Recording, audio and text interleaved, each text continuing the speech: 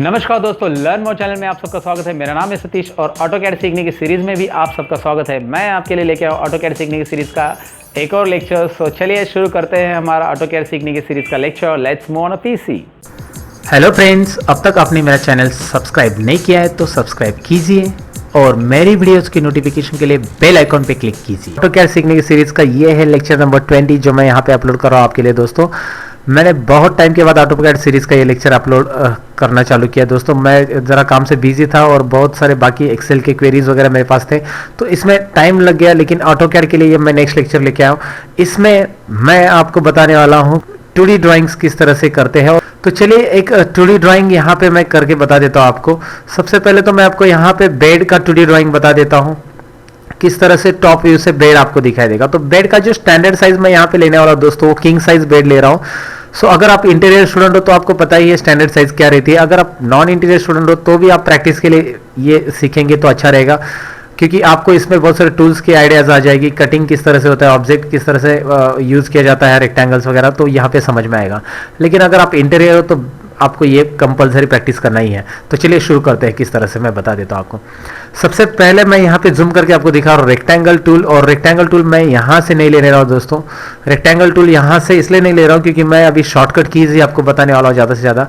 तो मैं कहाँ पे जाऊँगा, मैं कमांड बार में जाऊँगा और रेक्टेंगल के लिए क्या कमांड टाइप कर रहा हूँ। शायद आपने मेरे वीडियोज़ देखे रहेंगे तो आपको पता रहेगा। REC मतलब रेक्टेंगल। सो रेक्टेंगल कमांड लेने के बाद मैं यहाँ पे क्लिक कर रहा हूँ स्क्रीन के ऊपर, और क्लिक करने के बाद डी इंटर बटन प्रेस करूंगा। यहाँ पे मैं विड्थ में लेना चाहता हूँ 60, यानी कि 5 फीट 60 इंचेस, यानी कि 5 फीट में होगा 5 फीट। यहाँ पे इस तरह से 60 इंचेस में मैं टाइप करना चाहता हूँ। और उसके बाद 84 यानी कि 7 फीट। सो 60 बाय 84 इस तरह से मैंने रेक्टेंगल लिया, क्लिक किया और मैंने Z इंटर और E इंटर किया। Z enter E enter, zoom to all object, जितने भी ऑब्जेक्ट है वो जूम हो जाते हैं। यहाँ पे जो UCS आया है उसको मैं मूव करके रखना चाहता हूँ बॉटम में। तो UCS को कैसे मूव करेंगे हम लोग बॉटम में, टूल्स में जाएंगे, न्यू UCS में जाएंगे, ओरिजिन में क्लिक करेंगे। टूल्स, UCS, न्यू UCS और इसमें ओरिजिन पे आप क्लिक कीजिए। सो ओरिजिन पे मैं क्लिक कर रहा हूँ। यहाँ पे क्लिक करने के बाद आपको दिखाई दे रहा है ये यहाँ पे UCS कॉर्नर में आ चुका है। उसके बाद मैं फिर से रेक्टेंगल टूल ले रहा हूँ, REC कमांड लेके लेंगे तो भी चलेगा। डी इंटर, यहाँ पे 60 बाय 4 में एंटर कर रहा हूँ। 60 बाय 4 करने के बाद M इंटर, मूव टूल, इससे मैं क्लिक कर रहा हूँ और राइट क्लिक करके इस मूव टूल से मैं इस पॉइंट को सेंटर से यहाँ पे टच कर रहा हूँ। इस तरह से दिखाई दे रहा है आपको। तो ये बैक रेस्ट या बैक रेस्ट ही बोल सकते हैं हम लोग। सोफा का जो टॉप पोर्शन है यहाँ पे इस तरह से आएगा, टॉप व्यू में से हमें ऐसा दिखाई देगा। फिर उसके बाद साइड टेबल मुझे ड्रॉ करना है, तो डी इंटर 18 बाय 18 का मैं साइड टेबल ड्रॉ कर रहा हूँ।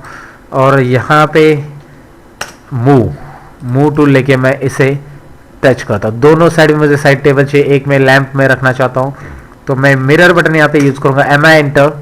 MI mirror, select, right click और 2 पॉइंट। मिरर भी मैंने कैसे यूज करना आपको बताया। मूव भी यहाँ पे हमारा हुआ, मूविंग कैसे करना है, मिरर कैसे करना है, ये चीज़ें यहाँ पे मैंने बताया। अब मैं पॉलीलाइन ले रहा हूँ दोस्तों, और पॉलीलाइन लेने के बाद मैं यहाँ पे आपको इस तरह से लाइन दिखा रहा हूँ। देखिए मैं यहाँ पे टूल्स ले रहा हूँ, जो टूल्स आपको पहले से मैंने मेरे लेक्चर्स में पढ़ाए हैं, तो इसलिए मैं डायरेक्टली टूल्स लेके आपको यहाँ पे उसका इफेक्ट दिखा रहा हूँ। फिर मैंने सर्कल लिया है और कोई भी एक रैंडम साइज का सर्कल इस तरह से मैंने गेस करके अंदाज से यहाँ पे इस तरह से एक सर्कल ले लिया। यहाँ पे मुझे कोई परफेक्ट रीडिंग नहीं चाहिए। और उसके बाद मैं ट्रिम बटन प्रेस करूँ, ट्रिम बटन ले लूँगा। ट्रिम के लिए TR डबल एंटर, जी हाँ TR डबल एंटर, ये शॉर्टकट की मैंने पहले ही बताई है। यहाँ पे अगर आप नए हो तो उसके लिए TR डबल एंटर करने के बाद आपको पता है क्या हो रहा है। ट्रिम कमांड कैंसिल किया मैंने, एस्केप बटन प्रेस करके ट्रिम का।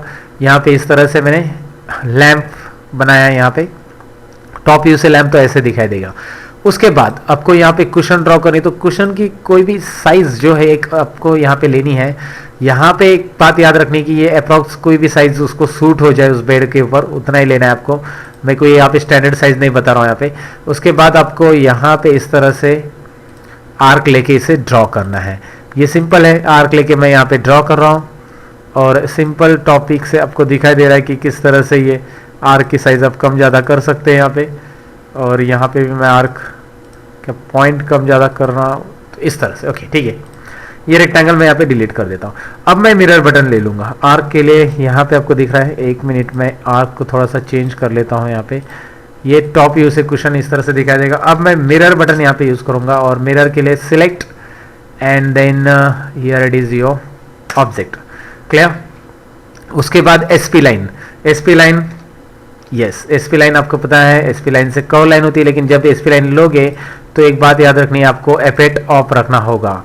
एफेक्ट यानी ऑर्थो प्रोजेक्शन, जो स्ट्रेट लाइन ड्रॉ करता है उसे बंद कर दिया मैंने एफेक्ट। यहाँ पे ऑर्थो दिख रहा है आपको, बंद ही है वैसे। सो क्लियर है, यहाँ पे इस तरह से ड्रॉ हो गया। अब मैं हैच इंटर कर रहा हूँ, एच इंटर, हैच में से यहाँ पे आपको दिखाई दे रहा है ग्रेडियंट है, हैच है, फिलहाल मैं हैच ही ऐड कर देता हूँ, क्लिक कर रहा हूँ यहाँ पे और इसके अंदर अदर डिफाइन हैच में जाता हूँ।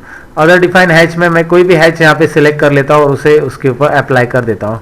यहाँ पे मैंने हनी हैच ले लिया है और एड पिक पॉइंट, इसके बीच में क्लिक कीजिए, राइट क्लिक कीजिए, एंटर कीजिए और प्रीव्यू हैचेस। यहाँ पे आपको यहाँ पे जो स्केल है हैचेस का वो बहुत छोटा है, तो मैं थोड़ा सा बढ़ा देता हूँ, 5 करता हूँ और फिर प्रीव्यू कर देता हूँ।